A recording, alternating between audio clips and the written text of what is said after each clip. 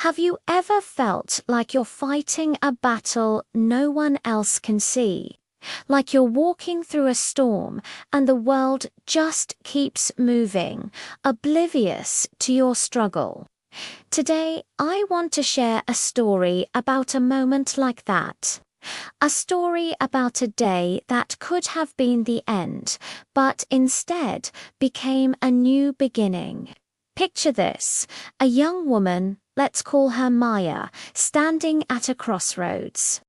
For months, maybe even years, she'd been carrying a weight so heavy it felt like it was crushing her from the inside out. The world had lost its color. Laughter felt like a distant memory, and every morning was a struggle just to get out of bed.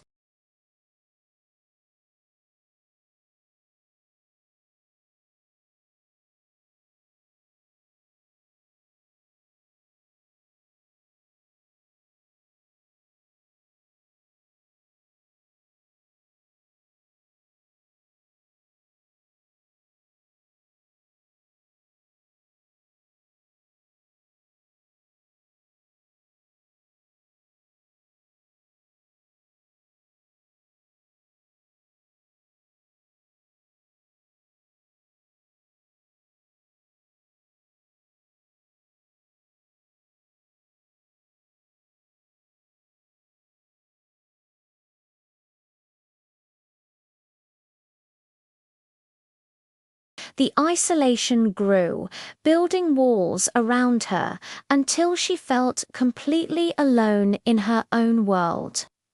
On this particular day, the weight became unbearable. She reached a point where the pain of living seemed greater than the fear of not living at all. It was a quiet, desperate moment. She wasn't seeking attention. She was seeking an escape from a pain that had become all-consuming. In that moment, she felt she had lost everything. The fight was over. But right then, something flickered. A tiny, almost imperceptible spark. Maybe it was the memory of her grandmother's laugh, or the thought of her dog waiting by the door. Maybe it was a sudden image of a painting she still wanted to create, a song she hadn't yet heard. It wasn't a loud, dramatic epiphany. It was a whisper, a quiet voice that said, "Not yet, not like this." In that moment of absolute despair, she made a choice. It wasn't a choice to be happy or to magically fix everything. It was a simpler, more profound choice. The choice to take one more step, to make one more call, to try one more time. She reached for her phone, her hands shaking, and dialed a crisis hotline. The voice on the other end was calm, patient, and kind. For the first time in a long time, she didn't have to pretend. She just spoke her truth. And someone listened. That call was the first stone in a new path. It led to professional help, to a diagnosis that gave a name to her invisible enemy, and to a community of people who understood because they had walked similar paths. But the journey wasn't easy. There were setbacks, difficult days, and moments of doubt. Healing isn't a straight line. It's a messy, complicated, and deeply personal process.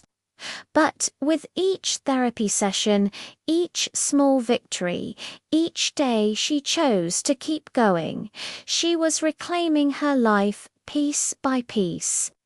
She learned to see her sensitivity not as a weakness, but as a source of empathy and creativity.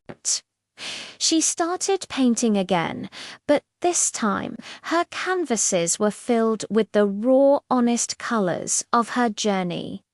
The deep blues of her sorrow, the fiery reds of her anger, and the bright, hopeful yellows of her recovery. Looking back, Maya realizes that on her darkest day, she didn't lose her life, and just as importantly, she didn't lose the fight. She just changed the way she fought it. She stopped fighting against herself and started fighting for herself. She learned that true strength isn't about never falling. It's about getting back up, no matter how many times you've been knocked down. If you're listening to this and you feel that same weight, that same darkness, please know you are not alone. Your story is not over. Reaching out is a sign of incredible courage, not weakness. There are people who want to listen and resources available to help you navigate the storm. Maya's story is a powerful reminder that our darkest moments do not have to define our entire lives. They can be the turning point, the moment we discover a strength we never knew we had. She didn't lose a life that day. She found the courage to start a new one. Thank you for listening. If this story resonated with you, please consider sharing it. You never know who might need to hear it. Don't forget to like and subscribe for more stories of hope and resilience. Take care.